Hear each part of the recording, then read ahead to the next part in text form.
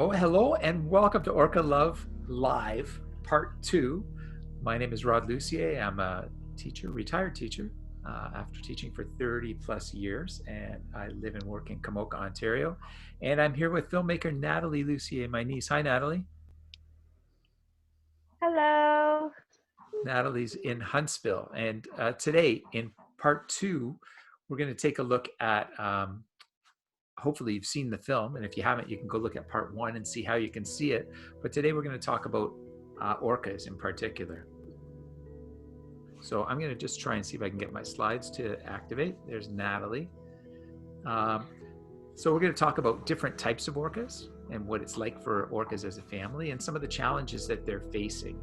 And then in following session, the next session we're going to do is going to focus on salmon in particular and the oceans, the state of our oceans. So, Natalie. Sounds good. Yes.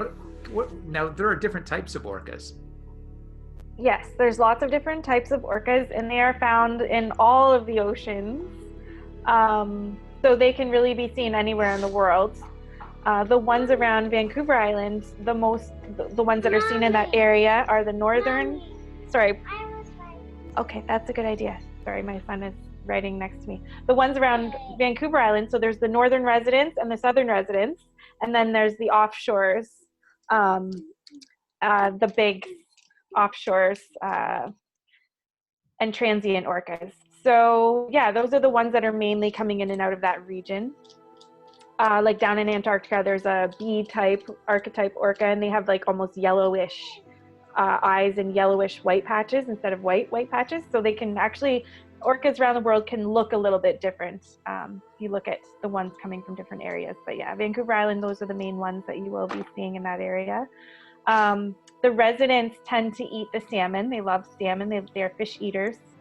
And the offshores and the transient orcas are hunters, and they like to hunt for, they'll eat small dolphins, they'll go after small whales and porpoises. So they definitely have a different sort of appetite than the resident whales. And the ones that are offshore, are they distinguishable? If you were to see a different orca, you'd be able to tell what it is, or do you tell by its habits and what it does? And do they look physically different? They kind of do. So they have pointier sort of dorsal fins. Offshores and transients, it's pointier dorsal fins. They act differently, so they're quieter because they're hunters. So they don't necessarily, flash around and make themselves known, especially when they're hunting. So they act differently. And yeah, the eye patches and things are different. So they're a little bit smaller, and on the residents, I believe they are a bit bigger. So yeah, if you look at photos, you can kind of see distinctions, how they look a little bit different. And so one of the ways they identify them is by photos. Yes. It's mostly they focus on, like, you can't see a whole whale out of the water, right? An orca, like a killer whale, you can't see them. So they focus on just parts of the whale? So when they are photo identifying them, they'll take a photo of the dorsal fin and see the small white patch just below this dorsal fin that you see a photo of here. That's sort of how they can tell which whale it is. It's through the saddle patch, as well as the actual dorsal fin may have a cut in it or knob in it, or the fin itself might be a little bit limped over to one side or another, or have just different distinctive visual things that you can notice that are different about that dorsal fin. Some are wider than others, some are thinner than others. So it's like a fingerprint, essentially. If you take a picture of the dorsal fin with the saddle patch, then you can compare that to other individuals and other dorsal fin and saddle patches, and then you can see which whale it is. And then there's identification catalogs. There's one for the northern residents, and there's one for the southern residents.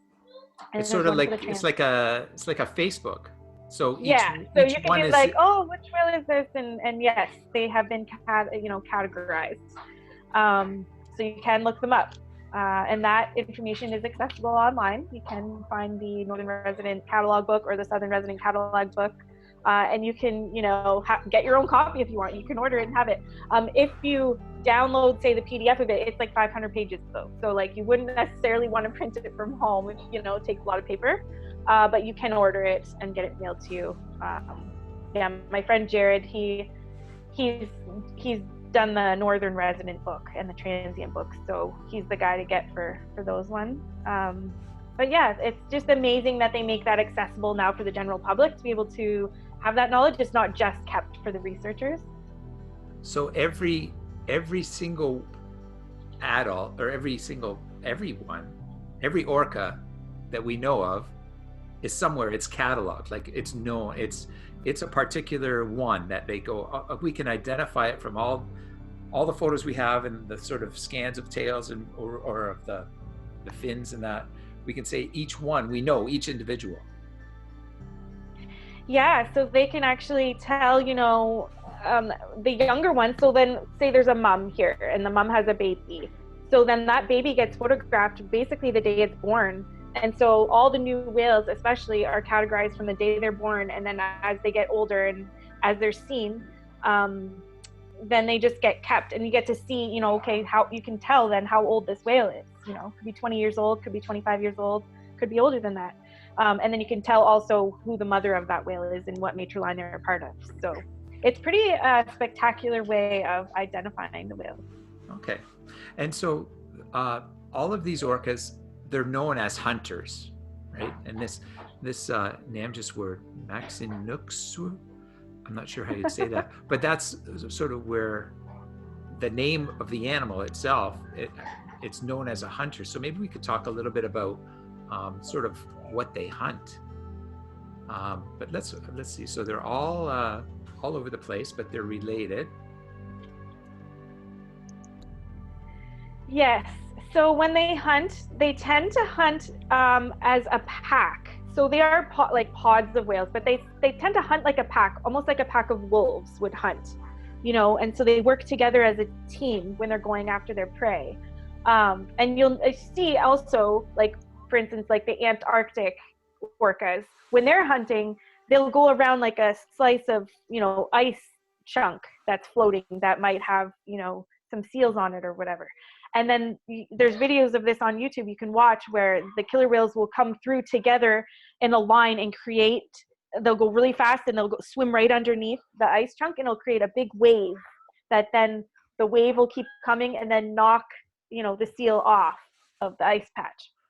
So it's a great analogy of like how they hunt together and how they work together as a team to get what they want. So then when that seal slides off the ice, then they, share the seal. The other thing is they share their meals. So one killer whale won't take that meal for himself. Everything is shared amongst the family members. So they all get a piece of that. And one of the things in your film was about the nature of family with these orcas. Can you talk a little bit about that? Yes. So they're run sort of like a matriline. So the mother in this instance is the whale that the mother and her children will stay together for their entire life. So that the whales that she has, her baby whales, will be living Mommy. With her for her entire life. And they will never leave her. They may go and Mommy. Mate with other pods and get impregnated, but then they will come back to their mother's pod to live with for their entire life. Yes, Everest? You want to say hi? You can wave if you want. No. Mommy's live on the TV screen. Wait, everyone's on the TV Yeah, screen. they can hear you. So. And so he's very interested in anything that I'm doing, so he comes in and out here. Well, just like the whales, they're going to come back to their mom. The mom is the center of their life. And can we talk a little bit about what they eat? Yes. So we can talk about resident whales. So the northern and resident whales prefer to eat fish. Their favorite delicacy fish is salmon. So salmon has a lot of fat in it. They're very large, and they're happy when they get to eat their salmon. And so it's almost like when the salmon are around, then the whales are around to eat them. And sometimes what happens is the salmon numbers go down for whatever reason. And then, the whales have to then travel further to find their food. And then what happens as well in BC is the fisheries for commercial the commercial fisheries may get shut down because of low numbers of fish. And so that has happened when I was out there, where it was like no fishing for salmon, no commercial fisheries because of the low numbers. And then they're trying to then get those numbers to rise. And so the whales really do follow their food source. They really go where the salmon are. So if the salmon aren't around, then they're going to travel further to go and find that food. The northern residents will travel all the way up to Alaska and then come back around, and the southern residents will go down into the coast of California and more in the southern area and then come back up. So yeah, they have a kind of vast region that they cover, but when they're hungry, they need to go find their food. So they'll go see where it is. And if the food's not around, they'll just have to go find it. So, And they'll be back when the fish are back. I mean, I know there are human fishermen that try to follow the fish as well. Are they related? Yes. Or Yes. do they impact one another? Yes. So actually the big fishing boats, the big ones that catch, with the big net, and they'll get a big, pack of fish that they're collecting. When they're doing netting fishing like that, the whales, the offshores or the transients that are out in the open water where they're fishing, will almost track these boats. And there's been footage of them also like breaking a hole in the net, like with their teeth, and then the fish come out and they get to eat the catch. And the fishermen don't like that because that's all of their money going out the net. So they get quite upset about that. And there's footage, fishermen like devastated when the whales do come and rip apart their nets and get the fish. But so, I think it all comes down to, if the fish numbers are getting low and they're hungry, they need to eat. When there's a big boat with a big net full of fish, they're gonna go towards that if they can. So I mean, just as the fishermen wouldn't like the orcas taking their fish, the orcas don't like the fishermen taking their fish. Yeah, it's true. So that is something that's been captured on film, and you can go YouTube it. You can see footage of orcas going after fishermen's boats. Okay. And there's something about the level of the numbers of the populations is something that's been in the news as something that's concerning with regard to these animals. Yes. So the northern resident whales are threatened right now. So their numbers hang around the 200 range, which is more than the southern residents. But those numbers, they're somewhat sustaining, but not so much, because they're threatened right now. They're not completely endangered like the southern residents, but they're still in a place where they're not thriving, I would say, like completely thriving. They're in a place where it's unpredictable, what's happening. Their food source is unpredictable. The oceans, how they're changing, is unpredictable. And so Everest is running around playing a piano. Yeah, so it's almost like we don't really know what's going to happen in the future, but we do know right now the southern resident killer whales are endangered. Their numbers are dropping significantly, and as they keep losing whales and they're not sustaining the numbers, like they're not having enough babies to keep the numbers up, then they could be wiped out, right? I mean, their whole little colony of the southern residents could be depleted. So it's a little bit of a scary time right now for that. And so what people are doing right now to try and save their numbers and get them to be well is, with the salmon stocks, do what they can to try and keep them going and, get healthy salmon in the region. That's their primary food source. And just, try and cut off the tour boats from getting too close to them, because that stresses them out as well. So trying to basically protect them. So there's now new organizations, as well as the government of Canada and the government of the United States, that are just trying to add in more protections for the whales to try and make life better for them. So hopefully some of what they're doing will help. Okay, and I know this story was in the news. You alluded to the fact that some of the babies aren't being successful and aren't living. Yeah. And so, I mean, the awareness, it's hitting newspapers when a story like this happens, that a mom grieving for her lost baby is just trying to, push that baby around in the water for days and weeks at a time. It really personalizes the story and makes it sort of, we can relate to it as people who have families of our own. Yes. So Yeah, so J35 was a big headline story. So she had a baby. The baby didn't survive, but she held this orca, she kept pushing it up with her head to keep it above water.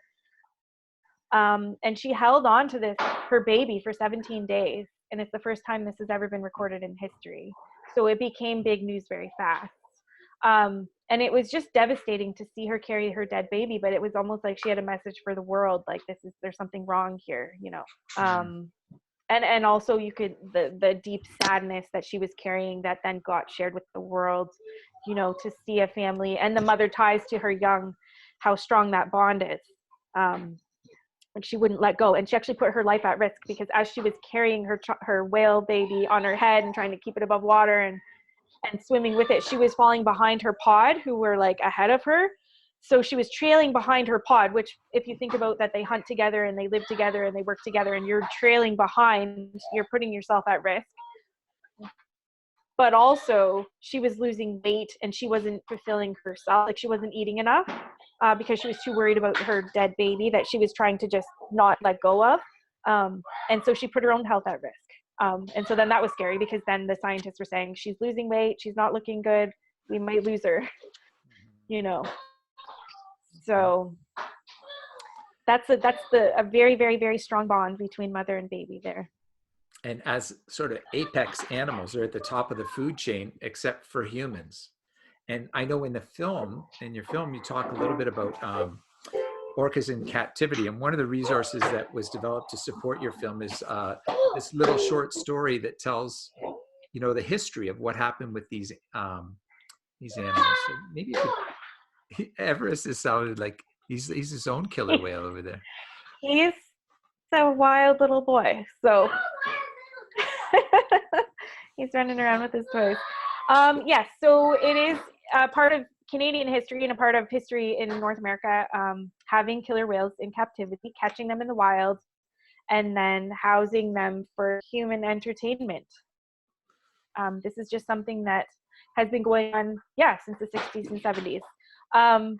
And now, I think things are changing now where we've done this for so long. We've had zoos for so long to look at big animals up close. But when it comes to whales, like they are just so large, and to put them into like a pool, it's just so devastating because that's not anything natural for them to survive in when they're used to having the ocean, right? And so Canadian government has changed their priority on that, and now it will no longer be legal to have a whale in captivity after the last whale in captivity in Canada dies. So after the last one that's there passes on, there will be no more allowed to be in captivity in Canada, which I think is fantastic. It's taken a long time to get here where we are now, but I do think that the general public, the idea behind all this is changing. I think we're becoming more caring and understanding about how we're treating wildlife. And so I think that's Yeah, sort of. It's like we're sort of. It's taken us a while to figure out that that a giant animal needs to live in a giant open space, and it amazes me that it took us so long to figure that out. Yeah, and I mean, when you see one that's in a pool, I mean, it's really hard to watch because they don't go far. They just swim in circles, and that's all they do. There's nowhere for them to go. There's nothing, and then when there's more than one, there are places that have more than one, and when there's more than one, like they can fight, and they can fight with each other and hurt each other, and then they can't escape each other either. Like in there together, and it, they can go crazy. So yeah, I definitely am one to say that I think the wild is where they need to be, and I'm glad that government is changing policy in Canada to help that be a priority. So, Okay. and if you'd like to see them, I mean, there's nothing wrong with seeing them. I think in the wild, I mean, there's natural ways to do that if you know where they live. They live, in different areas, but the northern and southern resident whales, it's like we have an idea of where geography, like where they are. And if you go to those areas, you have a good chance of seeing them, and you don't necessarily have to be on a boat in the water. You could be camping on a shoreline. You could be walking on a beach. You could be in unmotorized boat like a kayak. You could just go out for a paddle, and you have the possibility of seeing them if you're in the area that they live. And there's nothing wrong with that. They are making legislation now that you need to be over 200 feet away from them. Sorry, 200 meters away from them. But I think that that's good. Like, it's like, don't, basically, if they're right there, you don't go up to them. Like, give them space. They need to have space so that they can travel and hunt and do all the whale things that they need to do. But if you happen to be on a paddle boat or something, or on a kayak, and a whale just happens to come up to you, there's nothing you can do about that. Like, that's natural in Right. life. It's not like you chase that whale, right? And so there are laws to try and protect them, but at the same time, there could be miracles, and there's videos of people that have had experiences where they come and swim right underneath them, and that happens. They're wild. It's the wild world we live in, and to have an experience like that, I think, is extraordinary. And it's Oh, still possible to have that experience because they're still with us in the wild, and they still exist, and we know a lot about them. We know where they live. We know what they like to eat. We know a lot about them. So if we go to those places, to have that magical experience is like pretty incredible. there's one more thing we want to talk about a little bit today about the orcas, and that's about how they communicate. And even though we sort of know a lot about them, this is sort of a mystery to us a little bit about. We know they do communicate underwater. We know they make these unique sounds. I'm wondering if maybe I could play a few sounds Sure. that we've got available. Let me just see if I can get this to work for us. You tell me if you can hear this, Nat. Can you hear that? Mhm.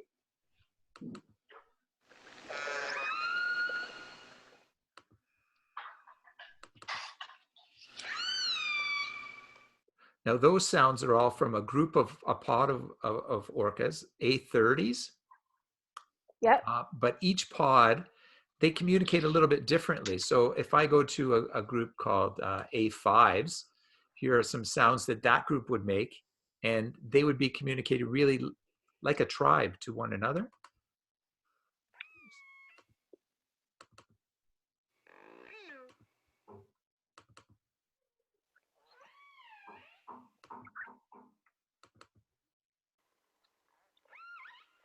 Yes. So they So do have their own distinct dialect. Each pod will have their own distinct dialect, but they use the same sort of pitches and sounds that are just distorted to their own pod. But recordings are kept and logged. Orca Lab keeps the recordings and logs them for years and years and years, of all the pods that come through their area. And you can actually, pick, this recording from whatever, August of 2011, and compare it to this year, August 2020. And you can hear, like, you'll be able to distinct, which ones, they are. Because of the sounds, you can compare them and see and know which pod they are. So it's pretty cool that way. And when they're hunting, they send out those click sounds. That's the echolocation, like click, click, click, click, click. That's the echolocation sounds. And that's when they are hunting, and it then will send off and then bounce off of their prey, like whether it's the fish or whatever it is, and then bounce back to them. So then they can like directly hone in on exactly where they are. Because basically, orca's eyesight is not very good. They have these tiny, tiny, tiny, tiny little eyes that you really can't even see unless you look at a photo really up close. They have these eye patches, the big white ones. That's not their eyes. Their eyes are these tiny, tiny little things, like right next to there. But with those eyes in underwater, murky water, it's really hard for them to see. So they use sound to be, the sound is really like their eyesight for us. It's like, that's how they know what's around them. That's how they can hunt with the echolocation and having it bounce back to them to really let them know where they're going. And it's pretty fascinating. So we know bats communicate. That's one of the ways that they communicate, Yes. is by bouncing those sound off things. So it'd be something similar to that. And this is a freaky thing, but I've heard some humans can do that. That they can, people who are either born blind or develop blindness, learn to make clicking sounds, and by hearing how that sound comes back to them, how they hear it back, that they can actually navigate that way. So it's something some humans have in common with orcas. So this sort of brings us sort of towards the end of our presentation. But that idea about sound in their environment, things like the pipeline that's being put through to actually transport oil across Canada and for it to be manufactured and refined, and that the large sounds made by not only the devices building these things, but the ships that are moving these oils, they're all impacting how the whales communicate. Is there anything about the way they communicate and how we hinder that communication that is well known? Yes, well, definitely with that whole situation, if when the pipeline goes through and then they're going to have these huge tankers that are going to go over to Japan. I mean, the amount of them, I think, is the worry. That it's not just one tanker or two tankers, it's like hundreds, you know, every day, every week, going this right through killer whale territory to get the oil where it needs to go, get the crude where it needs to go, and it's just basically it's like take this street and then add like way more cars to go down it, like, you know, except that you have wild whales trying to feed and live here. But the other issue is that, you know, these oil tankers could then have a leak, you know, and then all this crude could be leaking in as well to the ocean. So it's not just the noise. I mean, there's more issues. It's like if one of them catch fire, if one of them leaks, then that's going to be a huge catastrophic thing to all ecosystems that it's hitting, not just the whales. But yeah, it's a little bit worrisome. Also with the, you know, sonic testing that the US does on you know, in the oceans, testing their, you know, bombing stuff underwater, you know, they're testing bombs underwater. Well, that also affects anything that's near where those bombs are going off. And that's sort of, you know, they're war testing stuff underwater, and that happens, you know, off the coast of Seattle, in the same area that these whales are. It's happening. So, yeah, I worry that if they're in the wrong place at the wrong time, they can get injured, or, you know, they can lose part of their hearing if they're too close to where that's happening. So one of the things that we'll take some time to talk about next time we're together is the oceans themselves. Some of the things that environment that they're trying to live in. I have this image in my head of you know how kids would play hockey on the road with the road hockey nets, and then cars would come by and they just move the nets, you know, and then move it back in. Yeah. It's like the whales are trying to, maybe they're having a soccer game or they're trying to have a baseball game, but someone put a highway through there. That how do you continue normal activity when all of this is going on in your environment is one of the things I'm Yeah. thinking of. So we're going to look at the oceans in particular and some of the realities of what our oceans are starting to be like, and what that means for the orcas. And we'll also take a look at salmon and consider that major food source and what's going on there. You hinted at some of that earlier today, but we're going to wind up today, and I'm going to maybe see if anyone in the audience had any comments or questions that they'd like to share before we end the day.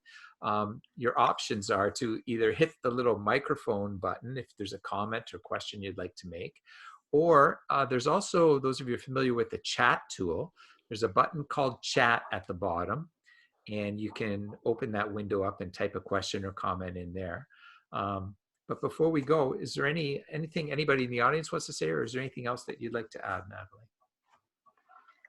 I just want to say thank you for helping facilitate this. And yeah, thank you for everyone that has decided to come. And we're happy not only to have the people that are here with us live, but then record this and then share this with everyone else. So I think it's a wonderful tool to be using this. So thank you so much for helping to make it all happen.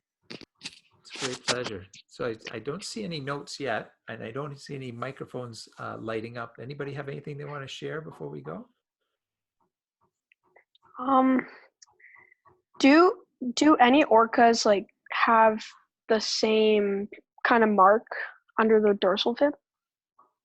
So right underneath the dorsal fin, I wish I had a whale with me that I could show you. I do. Here, hold on a second. Let me just grab a whale. This is not a real whale. This is just something I had on my windowsill, but you can kind of see this whale. Someone made this. And so this is the saddle patch here, right underneath the dorsal fin. So here's your dorsal fin. And then the white patch here, that's the saddle patch. So on every single orca, that saddle patch is like a fingerprint. So none of them are alike. Every single one is different. So some will be, you know, this one is painted white. And generally they're white with a little bit of gray. And then, you know, it's a neat little design that like some of them sway down a little more than others, and some of them are wider and some of them are thinner, but every single whale has a different saddle patch. And so if you look at pictures, you can see that. And that's how they really identify them, is through the dorsal fin and through that saddle patch. So pretty cool. That's a And great even on here question. you can see, see the white patch. A lot of people mistake that for being the eyes. That's not the eyes, it's white patches though. And then right below, there's a tiny little eye right here, like a little tiny little pin black eye. Like their eyes are so tiny. They really can't see very well. So really their, you know, their hearing is their eyes. So I think that's fascinating. Yeah. Did that answer your question? Yeah. Cool.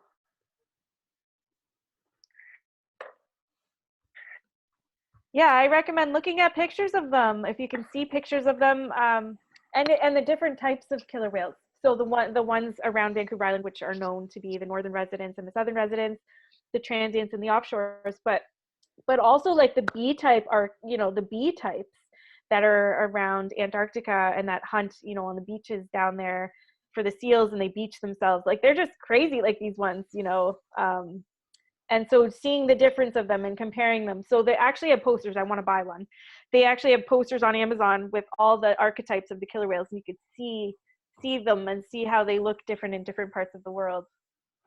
And the ones like in New Zealand, their favorite thing to eat is stingrays. That's like their delicacy down there. They love to eat stingrays. So depending on where they are and what kind of food is around them, the killer whales are calling them pick and choose what they like. But around New Zealand, it's the stingrays. I've seen a few cool videos of them hunting the stingrays down there. Okay, well, that question led us to some interesting areas there. Is there any other questions from the audience? Again, I'm looking at the chat as well, if anybody wanted to type anything.